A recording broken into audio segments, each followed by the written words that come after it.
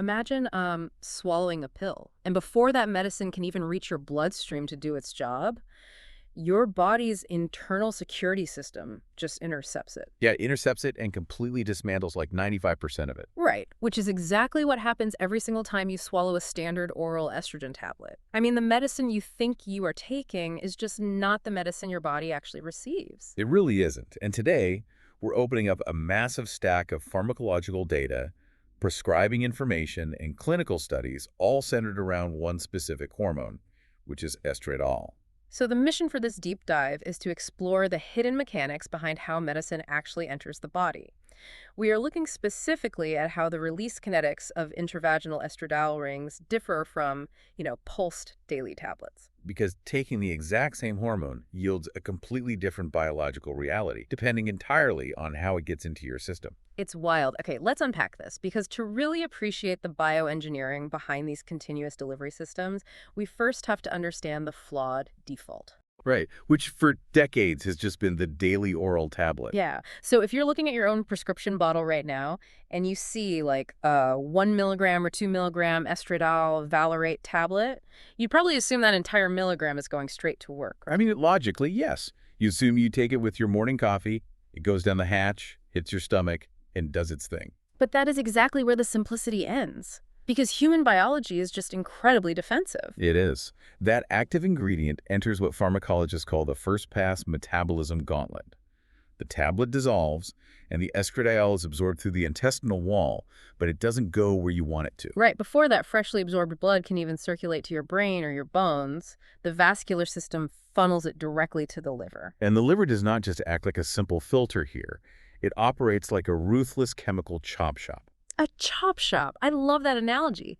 It just sees the sudden, massive influx of a hormone and assumes, oh, we need to process this right now. Exactly. It immediately starts tearing the molecules apart. It dismantles them using a highly specialized enzyme system, primarily one called cytochrome P453A4, or, CYP3A4 for short. Which are basically like microscopic molecular scissors, right? Yeah, exactly like molecular scissors.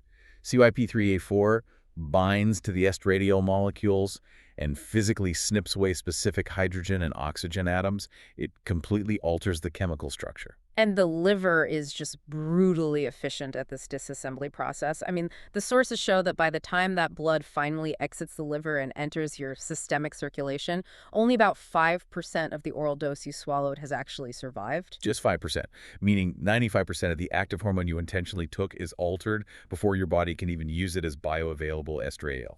But those snipped up molecules, they don't just vanish into thin air, right? The liver rebuilds them into something else entirely. Right. The liver converts that massive influx of estradiol into two distinct, much weaker metabolites, mainly estrone and more specifically estrone sulfate. And that conversion completely skews your internal chemistry. Because for some baseline context here, in a healthy premenopausal woman, the body's natural ratio of estrone to estradiol is balanced. It's about 1 to 1. Yeah, it's a very elegant balance.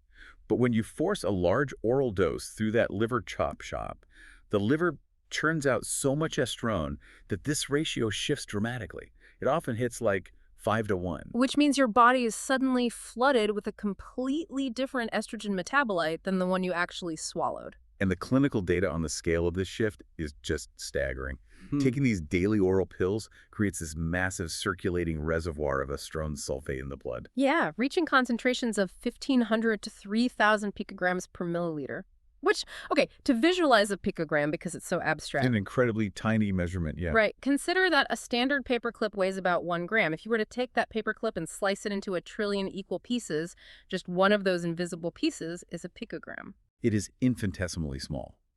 But in the context of human blood chemistry, 3,000 picograms per milliliter is an absolute flood. It's huge. The pharmacological data describes this as a 20 to 80-fold molar excess over free estradiol levels. Yeah, and for anyone whose high school chemistry is a bit rusty, a mole is simply a way to count molecules.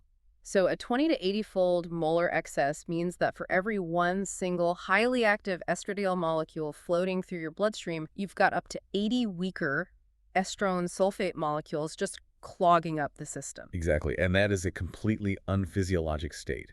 Human biology never produces that kind of ratio naturally, ever. Which brings us to the kinetic profile of the oral route, right? Like how the drug levels behave over time. This is what we call the pulse effect. Right, because when you rely on the digestive system, you're forced to swallow this massive initial dose just to ensure that a tiny 5% fraction actually survives the liver. It's the biological equivalent of chugging a massive quadruple shot espresso. That is exactly what it feels like to the body, yeah. You slam it all at once, so you get this huge concentrated spike right at the beginning. And we see that spike so clearly in the plasma data. After you swallow the tablet, your blood levels of estradiol just shoot upward. They hit their absolute peak, the Tmax, anywhere from 1 to 8 hours post-dose. Right, and during that window, your blood concentration spikes to maybe 80 or 120 picograms per milliliter. But it's a fleeting pulse. Because the liver just keeps working, right? Yeah. It continues to clear the drug from your system, and the levels begin this really steep decline. Yet by the time you reach hour 20 or 24, right before your next daily pill is due, Yeah. your estradiol levels have plummeted into a deep trough. They bottom out at maybe 20 to 40 picograms per milliliter. Which means taking a pill is essentially just buying a ticket for a daily pharmacokinetic roller coaster. You spike super high in the morning, and you crash incredibly hard in the late afternoon or evening. Which has real, tangible side effects. If you're experiencing a sudden mood crash at 4 p.m., or you get a recurrence of hot flashes right as you're trying to go to sleep. You are likely feeling the direct result of sliding down the steep side of that roller coaster. Exactly. Your brain is reacting to the rapid withdrawal of the hormone as it approaches that 24-hour trough.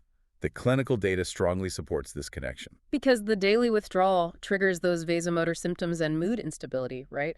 The hypothalamus, which regulates your temperature, is just highly sensitive to those fluctuating levels. Right. The brain craves stability. It doesn't want spikes and troughs.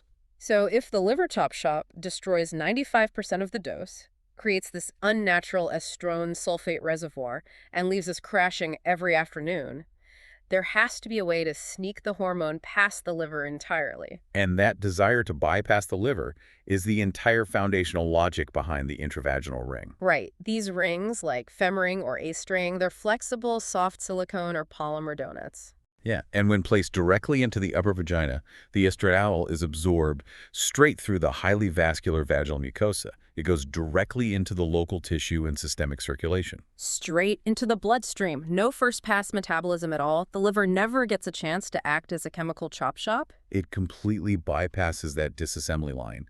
And because of that, the body's estrone to estradiol ratio remains beautifully intact. The active estradiol levels stay slightly higher than the weaker estrone, which flawlessly mimics the body's natural premenopausal state. It does. It's a much more natural chemical profile. But, looking at the physical object itself raises this huge mechanical question for me. You're not swallowing a perfectly measured, discrete pill every morning. You are placing this single object into the body for 90 days. Right, 3 whole months. So how does a piece of silicone inherently know how to release a perfectly controlled microdose of medicine every single hour without ever just dumping it all at once? Well, to understand that, we really have to zoom in on the physics of the ring itself. The estradiol isn't just painted on the outside of the plastic. Right. The ring is actually constructed from a highly specialized polymer matrix. If you were to look at this polymer under a powerful microscope, it wouldn't look like solid plastic at all. It looks more like a dense sponge, right? Exactly, an incredibly dense three-dimensional sponge or a labyrinth of cross-linked molecules. The drug is heavily concentrated inside the core reservoir of this labyrinth. And this is where the concept of sink conditions comes into play, because nature demands equilibrium. Right. When you have a massive concentration of drug molecules packed tightly inside the core of the ring and virtually zero drug molecules in the surrounding vaginal fluid, it forms a powerful concentration gradient. The molecules naturally want to diffuse outward from that crowded space into the empty space. You can visualize sink conditions by imagining a massive, overcrowded sports stadium. Oh, this is a great way to picture it. Yeah, imagine tens of thousands of people trying to leave the stadium through a set of narrow turnstiles. Those turnstiles represent the rate-controlling polymer membrane of the ring. Okay, so the drug molecules are the people. Right, and outside the stadium, there is a train station. As people exit the turnstiles, they immediately board trains and are whisked away. And those trains represent the local blood flow continuously clearing the hormone away from the tissue. Exactly that. As long as those trains keep running, the area directly outside the turnstiles remains perfectly empty. Wow, okay. And because it remains empty, the flow of people squeezing through the turnstiles never slows down and it never speeds up. It remains a mathematical constant. Under sink conditions, the polymer matrix passively dictates a completely steady, unchanging drip of estradiol out of the ring, hour after hour, day after day, for a full 3 months. Here's where it gets really interesting, though, because when you dive into the FDA prescribing information for these rings, there's this fascinating, almost counterintuitive quirk regarding how they behave right out of the package. Oh yes, the kinetic profile is not perfectly flat from the very first second. No. The data shows a rapid initial burst of hormone released in the first hour of insertion, and laboratory studies reveal that this initial burst is actually higher the older the ring is. Yeah, it's wild. If a ring has been sitting in a pharmacy storage room, aging for like 16 months, that first hour burst is significantly larger than a freshly manufactured ring. Which seems so strange. But the mechanics behind that quirk all come back to the polymer labyrinth you mentioned. Right, because while the ring is sitting sealed in its foil pouch in a warehouse somewhere, that internal concentration gradient is still technically active. It's still trying to reach equilibrium. Exactly. So, over months of storage, a small fraction of the estradiol molecules slowly migrate through the polymer matrix and accumulate right on the very surface of the ring. And when it is finally inserted, all of that surface accumulated drug dissolves almost immediately. That's what creates that initial 1 hour spike, the Tmax, before the ring finally settles down into its internal rate-controlled steady state. But hold on, I have to push back on the safety of that mechanism for a second. If this one ring holds 90 entire days' worth of estrogen inside its core, couldn't dumping a surface accumulated layer of hormone directly into the bloodstream in a single hour be, like, overwhelming to the cardiovascular system? That's a totally fair question. But what's fascinating here is how transient and mathematically insignificant that burst actually is in the grand scheme of the therapy. Insignificant how? Well, the cardiovascular system processes it incredibly quickly. If we look at the specific pharmacokinetic data for estring, that initial peak occurs within 30 to 60 minutes. But by hour 24, the serum levels have rapidly declined. Okay, so it clears out fast. Very fast. By the next day, they are virtually indistinguishable from baseline. When you calculate the total systemic exposure, the absolute sum of all the hormone the body absorbs over the entire 12-week period, that initial first-day burst, only accounts for about 4% of the total exposure. Meaning 96% of the hormone delivery over those 3 months is completely stable. Exactly. After that first 24 hours, the initial surface layer is gone, the turnstiles are regulating the flow, and the ring settles into a perfectly constant delivery rate. No daily morning spikes, no crashing afternoon troughs, no massive estrone sulfate reservoir building up in the liver, just a flat, steady monorail of bioidentical hormone. And once we establish that we can create a perfectly steady state using passive diffusion, the next logical step in bioengineering is manipulating the polymer matrix to dictate exactly where that hormone goes. Right. Doctors use this physics to dial in the treatment, which is why we actually have two entirely different categories of rings, systemic rings and local rings. It is all about targeting the specific clinical symptoms. So let's look at the systemic ring first, like femring. The data shows femring is designed to release a much higher daily dose, yielding either 50 or 100 micrograms of estradiol every 24 hours. Right, and this dose is purposefully designed to heavily saturate the local vaginal tissue until it overflows, spilling heavily into the main systemic circulation. And that overflow is highly intentional, right? Completely intentional. By spilling into the bloodstream, the estradiol travels throughout the entire body. It reaches the hypothalamus in the brain, binding to receptors to reset the body's internal thermostat and shut down those hot flashes. And it circulates to the skeleton, too, where it regulates osteoclast activity to actively slow down postmenopausal bone loss. Exactly. The serum blood levels for femring average 40.6 picograms per milliliter for the lower dose and 76 picograms per milliliter for the higher dose. Which is a really robust full-body systemic therapy. I mean, it provides similar circulating levels to what you would achieve wearing an estradiol skin patch. But then you have a highly localized ring like estring, and the dosing difference there is just mind-blowing. It really is. Estring is engineered with a much denser polymer that drastically restricts the flow. It releases a microscopic 7.5 micrograms per day. barely a fraction of what femring releases. Yeah, and the pharmacological data shows that this tiny amount is almost entirely absorbed by the local vaginal mucosa and the paraurethral tissue. In fact, if you measure the systemic serum estradiol in the blood of someone using estring, it remains below 10 picograms per milliliter. Which, the sources note, is virtually indistinguishable from an untreated baseline level. The hormone essential doesn't even register in the wider vascular system. So what does this all mean for the person actually using it? If you are taking a medication and the blood tests show levels so low that it looks like you aren't taking anything at all, how is that drug actually providing any clinical benefit? Well, if we connect this to the bigger picture, this is the ultimate beauty of mastering pharmacokinetics. It gives us precision targeting. Consider a patient who is only experiencing the localized genitourinary symptoms of menopause. Yeah. Vaginal dryness, painful intercourse, tissue atrophy. Right. They aren't suffering from night sweats. They don't need their brain or their skeletal system bathed in circulating estrogen. Exactly.